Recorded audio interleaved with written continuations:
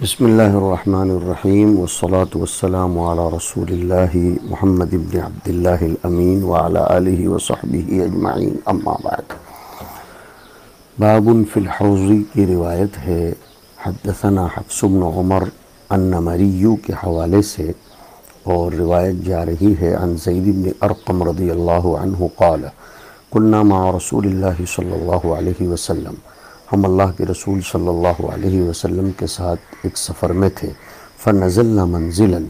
کسی ایک جگہ ہم نے قیام کیا، پڑاؤ ڈالا۔ قال، حضور پاک علیہ الصلاۃ والسلام نے ارشاد فرمایا، ما انتم جزء من 100,000 جزء ممن یرد علی الحوض، اس وقت تو تم وہ 1000 اجزاء میں سے صرف ایک جز ہو جو میرے سامنے میری امت میں سے حوض پر آئیں گے، تشریف لائیں گے، یعنی تم لوگ ایک جز سے بھی کم ہو، نہیں ہو مگر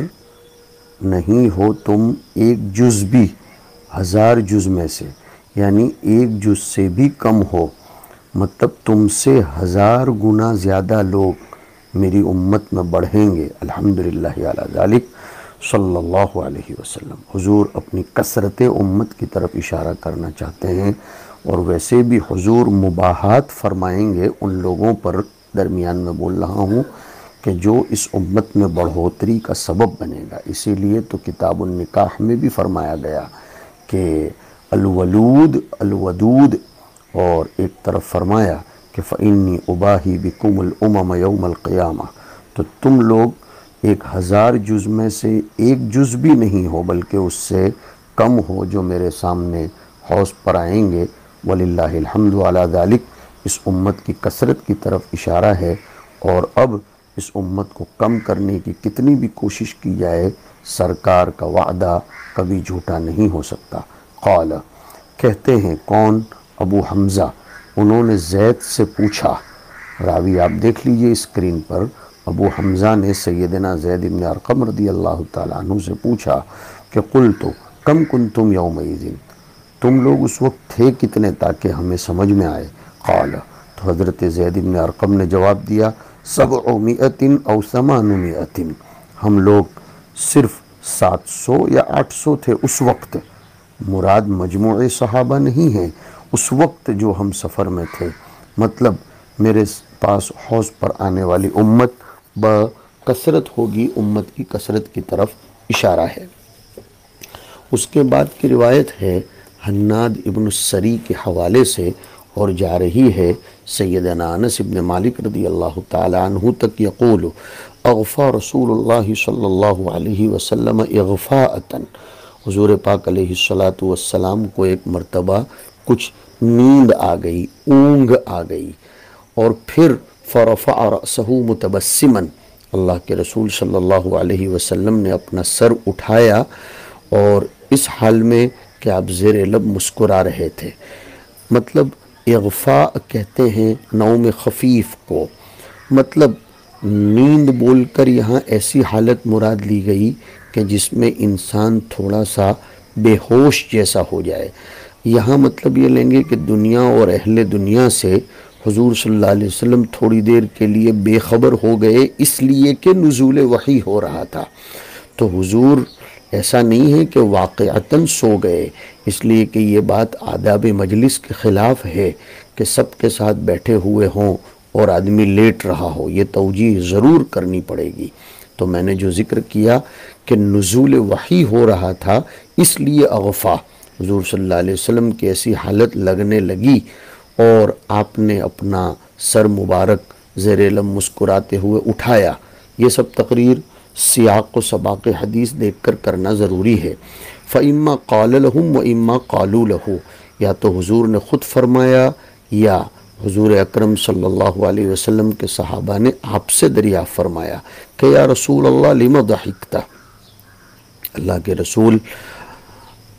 آپ کیوں مسکرا رہے ہیں خلاف عادت؟ یا تو حضور نے فرمایا کہ تم جانتے ہو میں کیوں مسکرا رہا ہوں، یا تو صحابہ نے دریافت فرمایا کہ تم جانتے ہو کہ میں کیوں مسکرا رہا ہوں، یا صحابہ نے حضور سے پوچھا کہ آپ خلاف عادت کیوں مسکرا رہے ہو؟ فقال، تو حضور پاک علیہ الصلاۃ والسلام نے ارشاد فرمایا، انہ انزلت علی آنفا سورۃ، ابھی ابھی مجھ پر ایک سورت نازل ہوئی ہے، فقرأ، اور حضور نے پڑھی، بسم اللہ الرحمن الرحیم، انا اعطیناک الکوثر فصل لربک وانحر ان شانئک هو الابتر۔ یہ الکوثر سے استدلال ہو رہا ہے، حتی ختمہا فلما قرأہا قال، حضور صلی اللہ علیہ وسلم نے جب اس کو ختم کر لیا تو دریافت فرمایا، هل تدرون ما الکوثر، معلوم بھی ہے کہ کوثر کسے کہتے ہیں، کوثر کیا ہے، یہ دریافت فرمایا۔ قالوا اللہ ورسولہ اعلم، قال صلی اللہ علیہ وسلم فإنہ نہر وعدنیہ ربی فی الجنت۔ دیکھو میں نے شروع باب میں کہا تھا کہ موقف میں بھی ایک کوثر ہوگی، ایک حوض ہوگا، اور جنت میں بھی، وعلیہ خیر کثیر، اور اس میں بہت ساری خیر ہوگی۔ حضور صلی اللہ علیہ وسلم نے فرمایا کہ تم جانتے ہو کوثر کیا چیز ہے؟ صحابہ نے جب عرض کیا کہ اللہ و رسولہ عالم، تو فرمایا وہ ایک نہر ہے جس کا مجھ سے وعدہ کیا ہے میرے رب نے جنت میں، اس پر خیر کثیر ہے، اور اس پر علیہ حوضن، اس پر ایک حوض بہت بڑی ہے، ترید علیہ، یعنی حشر کے دن، امتی یوم القیامہ، قیامت میں میری امت قیامت کے دن میرے پاس آئے گی۔ اور جب اوپر کی روایت کو ملاؤ تو سوال ہوگا کہ آپ کی امت آئے گی تو پھر اتنی ساری امت ہوگی، وہ کیسے پی سکے گی؟ تو جواب دیا کہ آنیتہ عدد الکواکب، آسمان کے تاروں کی تعداد کے برابر اس کے آب خورے ہوں گے، یعنی اس کے جام ہوں گے۔ ہاں، یشرب بہ الناس من الحوض، لوگ اس حوض سے پانی پیئیں گے۔ اس روایت سے ان حضرات نے بھی استدلال کیا ہے جو بسم اللہ کو سورت کا جز مانتے ہیں، اور ہماری طرف سے جواب یہ دیا جاتا ہے آغاز سورت کے وقت بسم اللہ پڑھنا ہے، اس لیے یہاں بسم اللہ الرحمن الرحیم کے ذریعے آغاز کیا گیا، ورنہ اس سے سورت کا جز ہونا لازم نہیں آتا۔ اس کے بعد عاصم ابن النضر کی روایت ہے حضرت انس ابن مالک رضی اللہ تعالی عنہ ہی کی، قال لما عرج نبی اللہ صلی اللہ علیہ وسلم فی الجنت، او کما قال، جب حضور پاک علیہ الصلاۃ والسلام کو جنت میں چڑھایا گیا، حضور پاک صلی اللہ علیہ وسلم کو شب معراج میں جنت میں پہنچایا گیا، یہ ہے مطلب، یہاں قیامت کا دن مراد نہیں ہے۔ شب معراج میں جب جنت میں حضور صلی اللہ علیہ وسلم کو پہنچایا گیا تو عارض لہ نہر، یا عرض لہ نہر، آپ پر ایک نہر پیش کی گئی، حافتاہ، حافتن مخارج میں تم پڑھتے ہو، جس کے حافتاہ، جس کے دونوں کنارے اس کی گہرائی کی دیواریں مراد ہیں، الیاقوت المجیب او قال المجوف،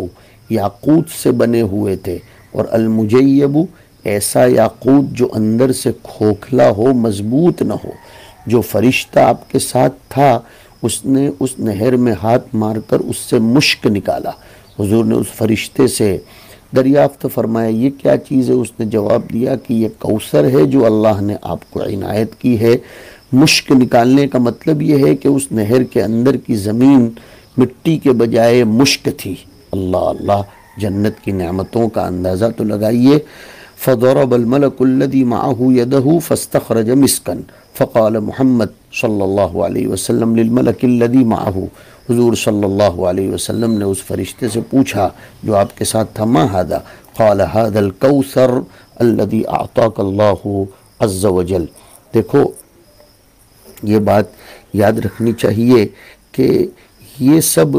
جو یہاں بتلایا جا رہا ہے کہ اس میں مشک تھا وغیرہ، یہ ناموں میں اشتراک ہے، ورنہ جنت کی نعمتوں کو دنیا کی نعمتوں پر قیاس نہیں کیا جا سکتا۔ جنت کے سونے، چاندی، مشک اور عنبر وہ صرف تمثیل کے لیے ہے، نام میں اشتراک ہے، حقیقت تو اللہ ہی بہتر جانتا ہے، اس لیے کہ قرآن کریم صاف کہتا ہے لا تعلم نفس ما اخفی لهم من قرۃ اعین۔ دنیا میں اس طرح کی چیزیں کہاں مل سکتی ہیں؟ یہ تو مثال کے طور پر کہہ دیا جاتا ہے، جنت میں تو ان چیزوں کی حقیقت پائی جائے گی، دنیا میں صرف نام ہی نام ہے۔ دونوں جگہ کے سونے چاندی میں بہت بڑا فرق ہے، آسمان اور زمین سے بھی زیادہ فرق ہے۔ حضرت سہارنپوری رحمۃ اللہ علیہ نے لکھا ہے بدل میں، اور حافظ ابن حجر امام نووی سے نقل کرتے ہیں، جیسے میں نے اس سے پہلے کی مجلس میں ذکر کیا کہ اہل جنت کی جو نعمتیں ہیں وہ اہل دنیا کی طرح ہوں گی، لذت کے اندر تفاضل کے ساتھ، اور وہاں کی نعمتیں دائمی ہیں، اس میں کوئی انقطاع کا شائبہ نہیں ہے۔ جیسے قرآن کریم میں هذا الذی رزقنا من قبل واتوا به متشابہا، آپ نے جلالین میں پڑھا یشبہ بعضہ بعضا ویختلف طعما، لہذا لیس فی الدنیا مما فی الجنت الا الاسماء۔ حضرت عبداللہ ابن عباس رضی اللہ تعالیٰ عنہما یہ فرماتے ہیں کہ دنیا میں جو کچھ ہے وہ تو صرف نام کے اعتبار سے اشتراک ہے، ورنہ آخرت کی نعمتوں کو دنیا کی نعمت پر کسی بھی اعتبار سے قیاس کیا جا سکتا نہیں ہے۔ اس کے بعد کی روایت ہے مسلم ابن ابراہیم کے حوالے سے جا رہی ہے روایت، لیکن درمیان میں ایک راوی آئے ہیں ابو حازم عبدالسلام ابن ابی حازم، جن کا نام تھا شداد العبدی القیسی، اور ابو طالوت البصری حضرت انس اور ابو برزہ الاسلمی رضی اللہ عنہما سے روایت کرتے ہیں۔ ایک صاحب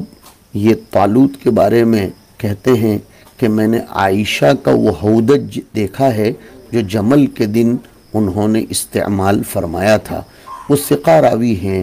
اور ثقہ ہی سے روایت کرنے کے عادی ہیں۔ یہ ابو طالوت کہتے ہیں شہیدت ابا برزۃ دخل علی عبید اللہ بن زیاد فحدثنی فلان سماہ مسلم وکان فی السماط قال فلما رآه عبید اللہ قال ان محمدیکم هذا الدحداح ففهمها الشیخ فقال ما كنت احسب انی ابقى في قوم يعيروني بصحبة محمد صلی اللہ علیہ وسلم فقال له عبید اللہ ان صحبة محمد صلی اللہ علیہ وسلم لك زین غیر شین ثم قال انما بعثت الیک لاسألک عن الحوض۔ یہ ہے ترجمۃ الباب۔ سمعت رسول اللہ صلی اللہ علیہ وسلم یذکر فیہ شیئا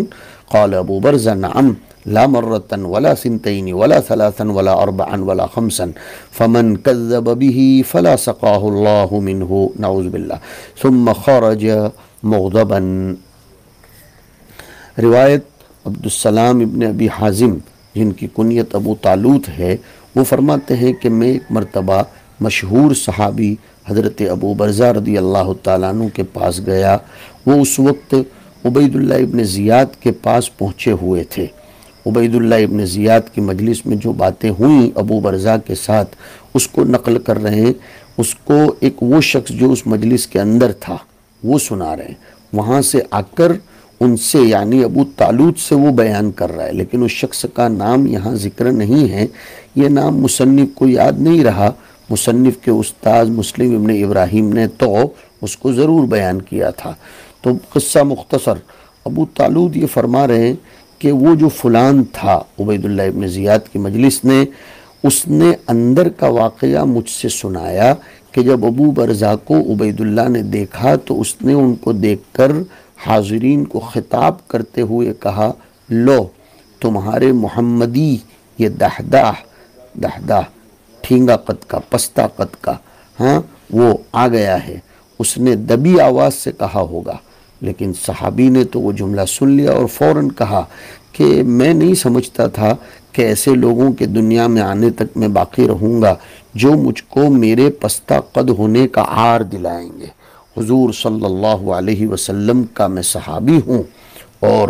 میرا یہ مقام نہیں ہے۔ مطلب یہ ہے کہ ان کی عزت نفس کو دھچکا لگا کہ کم از کم اتنا تو خیال کرو کہ تم میرے صحابیت کے شرف کو بھول کر میری جسامت پر جا رہے ہو۔ جسامت سے بڑا میرے پاس صحبت کا شرف حاصل ہے، یہ ہے اس کا مطلب۔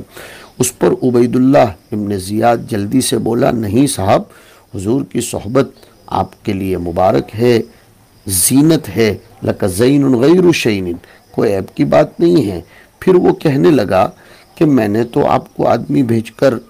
اسی لیے تو بلایا ہے تاکہ میں آپ سے صحابی ہونے کی بنیاد پر حوض کے بارے میں کچھ پوچھوں کہ آپ نے حضور سے حوض کے بارے میں کچھ سنا ہے۔ اس پر ابو برزہ نے سخت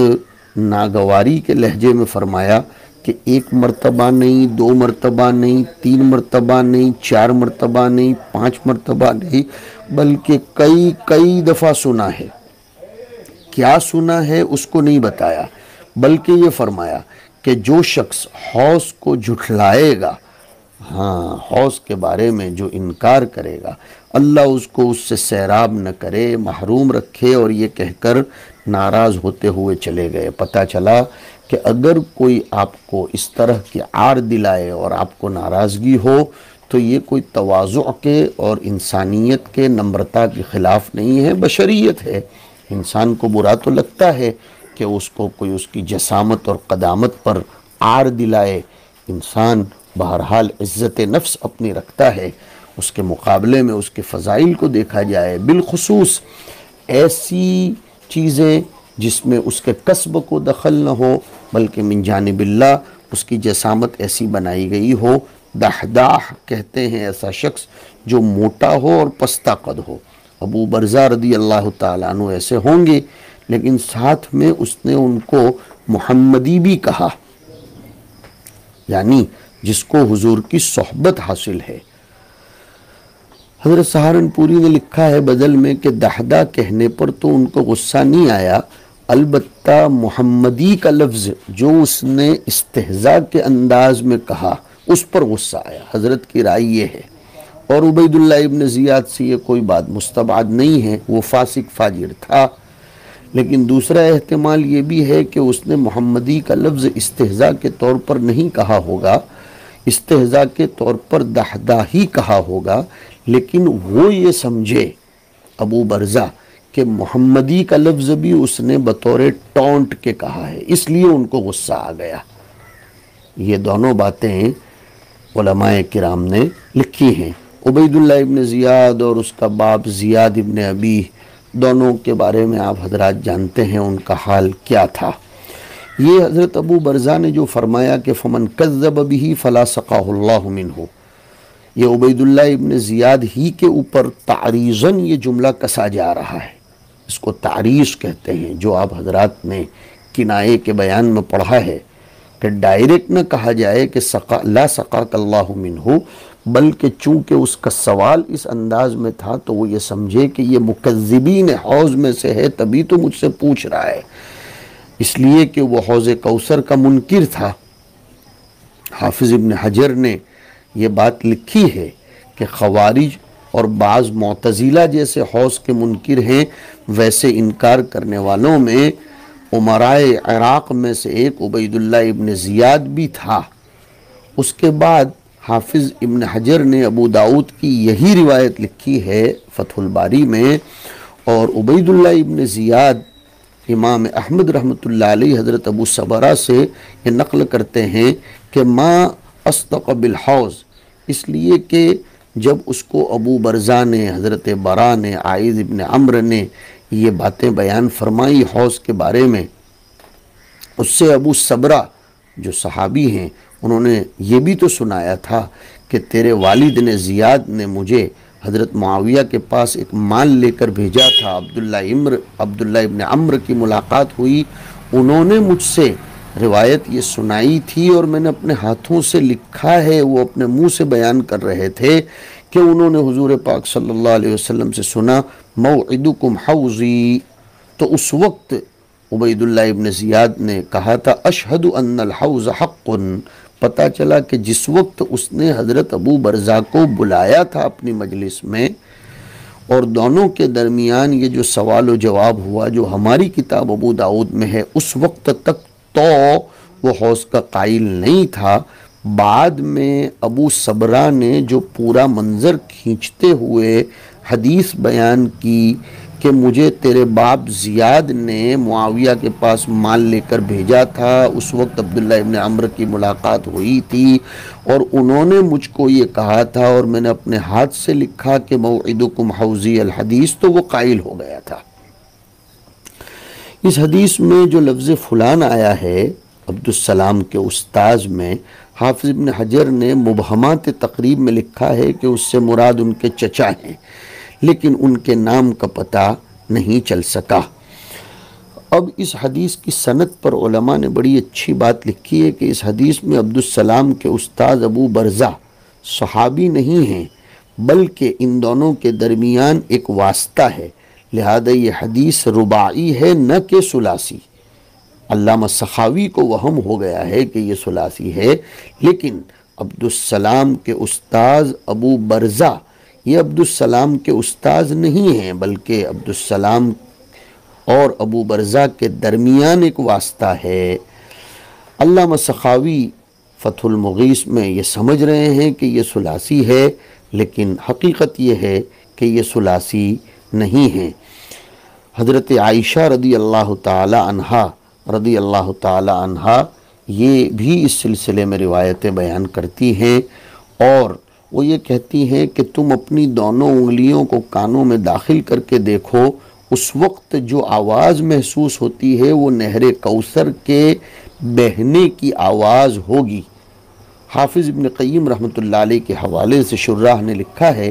کہ احادیث حوض کو تقریباً 40 سے زیادہ صحابہ کرام نے اور اکثر روایتیں صحیح ہیں بیان فرمایا ہے، اور اس اعتبار سے یہ تقریباً تواتر کی حد تک پہنچ جاتی ہے، اس لیے اس کا انکار کسی بھی صورت میں کیا جا سکتا نہیں ہے۔ اللہ تعالی ہمیں حوض کوثر سے حضور پاک علیہ السلام کے ہاتھ سے جام نصیب فرمائے۔ بہرحال ان کا مقصد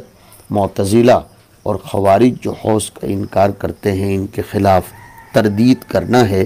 وصلی اللہ وسلم علی نبینا محمد وعلی آلہ وصحبہ اجمعین۔